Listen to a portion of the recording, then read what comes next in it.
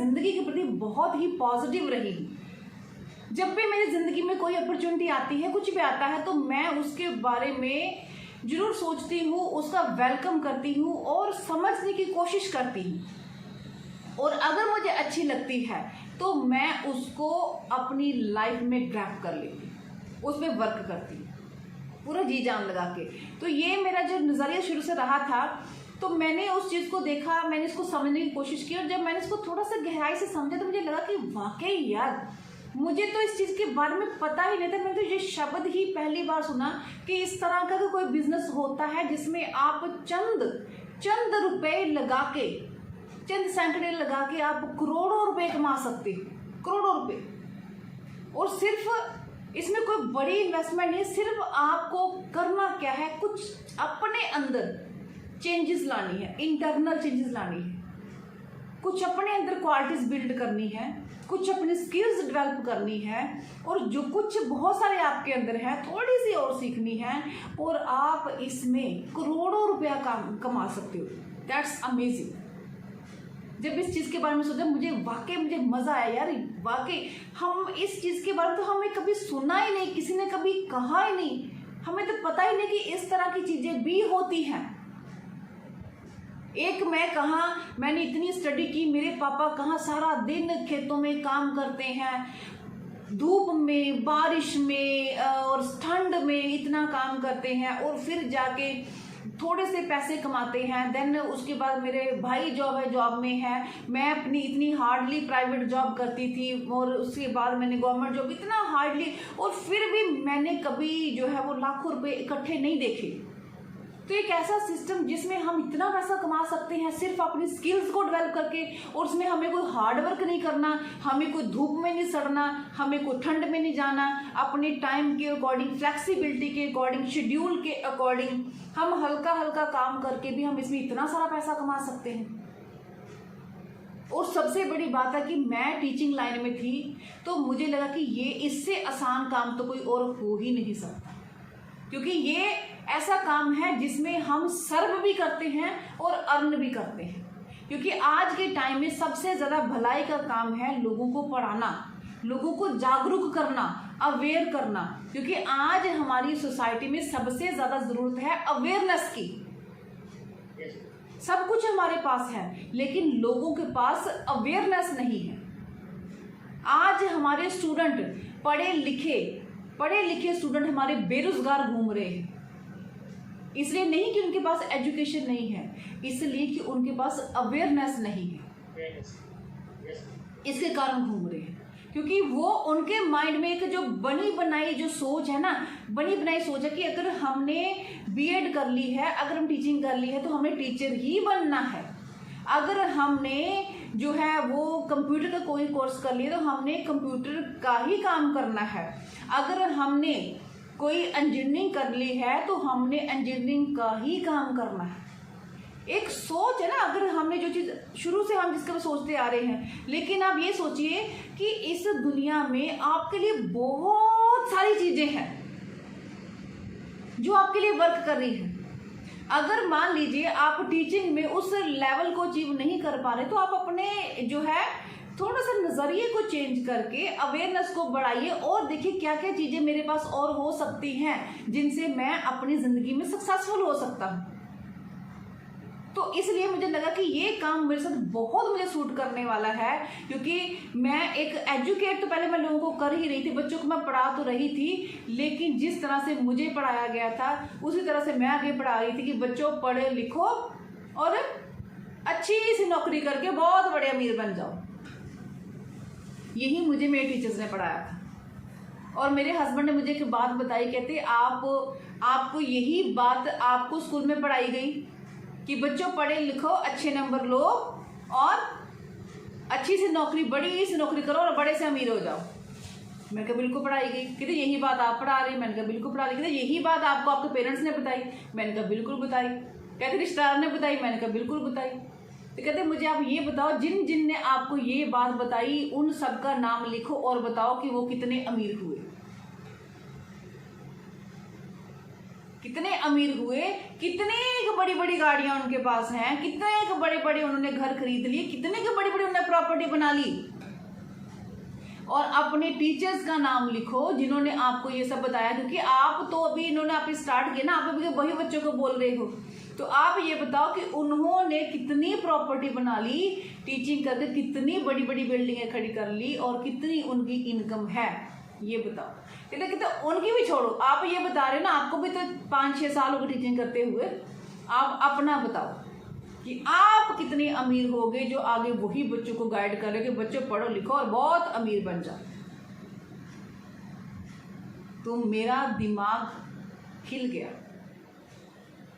कि वाकई ही सोचने वाली बात है कि जो चीज हम सदियों से पढ़ते आ रहे हैं, जो चीज हम एज इट इज आगे दे रहे हैं, ना तो पीछे वालों का कुछ बदला, ना मेरा कुछ बदला, और जहां तक मुझे लगता है मैं आगे वालों का भी कुछ नहीं बदल रही, क्योंकि मैं उनको पढ़ा तो रही हूं, मैं इनको ये तो बता रही हूं कि बच्चों जिंदगी में कामयाब बनो, अमीर बनो, लेकिन किस तरह से बनना है, क्या रास्ता है जिस पे चल के वो अमीर बन सकते हैं, जिंदगी में कामयाब बन सकते हैं, मैं उनको वो नहीं बता रही जब तक मैं अपनी टीचिंग जॉब में थी। यानी कि ऐसे हम कहते हैं ना कि जो है वो अमिताभ बच्चन जैसे बन जाओ, सचिन तेंदुलकर जैसे बन जाओ, ऐश्वर्या राय जैसे बन जाओ, डॉक्टर अब्दुल कलाम जैसे बन जाओ, बिल गेट्स जैसे बन जाओ, लेकिन बनना कैसे है? हम ये तो कहते हैं कि वो बन जाओ, लेकिन बनना कैसे है हम लोग ये नहीं बता रहे जी। और इसी चीज को आज बहुत ज्यादा जरूरत है हमारी सोसाइटी को बताने की, खास करके हमारे यूथ को बताने की, क्योंकि उनके पास एनर्जी की कमी नहीं है, उनके पास नॉलेज की कमी नहीं है, उनके पास डिग्रियों की कमी नहीं है, उनके पास कमी है तो सिर्फ एक अवेयरनेस की, कि अगर वो जिस रास्ते पे चल रहे हैं उससे अगर वो सक्सेसफुल नहीं हो पा रहे हैं, अपनी मन मर्जी की अर्निंग नहीं कर पा रहे हैं, तो अगर वो इस रास्ते पे चलते हैं, डेडिकेशन और लगन के साथ चलते हैं, तो वो डेफिनेटली वो कामयाब हो जाएंगे। तो मुझे सब चीजें इन्होंने मुझे समझाई और मुझे वाकई मुझे बहुत अच्छा लगा ये सब चीजें सोच के समझ के, कि इनफैक्ट एक चीज मेरे अपने अंदर झांकने वाली एक चीज मुझे इन्होंने दिखाई कि अपने अंदर झांक के देखो। तो तब मुझे लगा कि नहीं, वाकई यार जो मैं चीजें कर रही हूँ मैं वही लकीर की फकीर हो रही हूँ जिससे सदियों से सालों सालों से हम लोग चलते आ रहे हैं। और अब जरूरत है चेंज की, अब जरूरत है कुछ बदला जाए, है ना।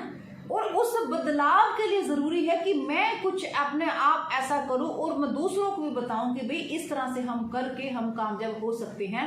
देन मैंने डिसाइड किया इस सिस्टम को करने का। अगर मेरी जिंदगी में ड्यूसॉफ्ट ना आई होती तो शायद आज भी मेरी जिंदगी कोल्लू के बैल की तरह ही होती।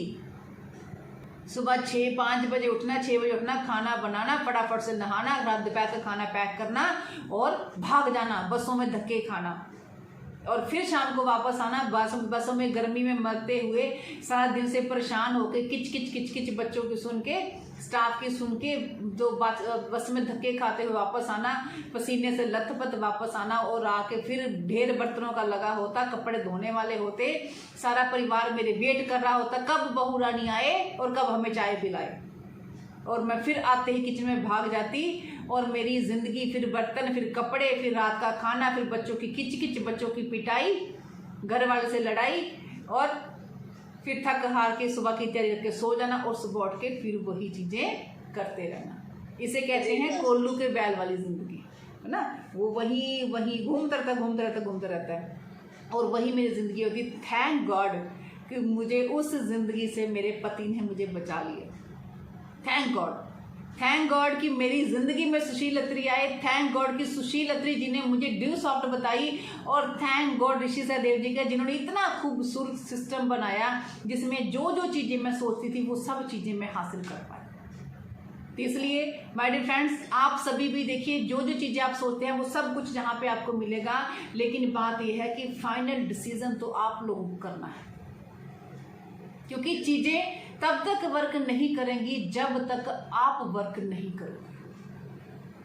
मेरे बोलना, मेरा कहना वर्क तब तक नहीं करेगा जब तक आप लोग डिसाइड करके लिखिए हमने सिस्टम को स्टार्ट करना है, हमने इसमें सीखना है, हमने इसमें काम करना है। जब आप काम करना शुरू करेंगे तो हर चीज़ काम करेगी।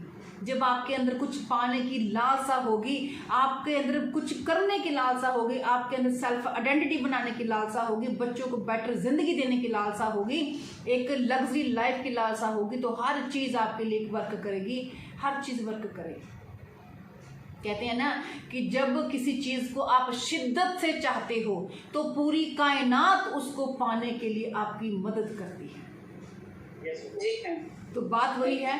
आज देखो आपके पास मौका चल के आ चुका है, जो हमारे न्यू गेस्ट हैं उनके पास भी, जो हमारे अभी अभी एसोसिएट हुए हैं उनके पास भी, सभी के पास मौका चल के आ चुका है। अब इस मौके का बेनिफिट आप लोगों ने लेना है और वो सब कुछ कर देना है जो आज तक आप नहीं कर पाए, क्योंकि अब के बाद आप, अक्सर हम भगवान से शिकायत करते हैं ना कि काश भगवान ने ऐसा किया होता, काश ऐसा किया होता, काश ये हो जाता, काश ऐसा हो जाता, काश मैं बिल गेट के घर में पैदा हो जाती, क्या बात है ना, कुछ करना ही ना पड़ता, काश अंबानी के घर में पैदा हो जाते, है, काश मुकेश अंबानी की बेटी से शादी हो जाए, है, बहुत कुछ सोचते हैं हम लोग, कभी कुछ करना नहीं पड़े, है, काश ये हो जाता, काश वो हो जाता, काश मेरी लाइफ इतनी आसान हो जाती, मुझे ये सब कुछ क्यों करना पड़ता, काश भगवान मुझे एक मौका दे दे तो मैं देख तुम्हें क्या करके दिखाता हूँ, क्या करके दिखाती। तो आज माय डियर फ्रेंड वो काश जो है वो खत्म हो गया। आज के बाद आप भगवान को कंप्लेंट नहीं कर सकते कि मुझे आपने जिंदगी में मौका नहीं दिया कुछ करने का। आज उसने आपको मौका दे दिया है, एक अच्छी टीम आपको दे दी है, गाइडलाइन दे दी है, अच्छा काम दे दिया है, एजुकेशन का काम दिया है। कोई ऐसा नहीं आलतू फालतू घर घर सामान बेचने का काम नहीं आपको मिला, आप लोग एजुकेशनल प्रोवाइडर हैं, वो काम आपको दिया है, ज़िंदगी में सपने पूरे करने का काम आपको दिया है, ज़िंदगी में आगे बढ़ने की चीज़ आपको दी है। तो आज के बाद आप भगवान से तो कम से कम ये शिकायत नहीं कर सकते कि भगवान तूने मुझे मौका नहीं दिया, क्योंकि आज भगवान ने आपको वो मौका दे दिया है और अब उस मौके को आप लोगों ने पकड़ना है और उसका बेनिफिट लेना है और हर एक चीज़, जो चीज़ आप सोचते हैं उसको आपने हासिल कर लेना है जी। क्योंकि मौका तो आता है, आपके दरवाजे पर आया है, उसको पकड़ लीजिए, अपने सोए हुए खोए सभी सपनों को पूरा कर लीजिए। और एक बात याद रखिएगा, क्योंकि अगर सूर्य की तरह चमकना है तो सूर्य की तरह जलना होगा। कि राह संघर्ष की जो चलता है, राह संघर्ष की जो चलता है वही संसार को बदलता है, राह संघर्ष की जो चलता है वही संसार को बदलता है। तो चलने का हौसला तो रख मेरे दोस्त, तो चलने का हौसला तो रख मेरे दोस्त। ऐसे मुसाफिरों का तो रास्ता भी इंतजार करता है, रास्ता भी इंतजार करता है। थैंक यू सो मच दोस्त।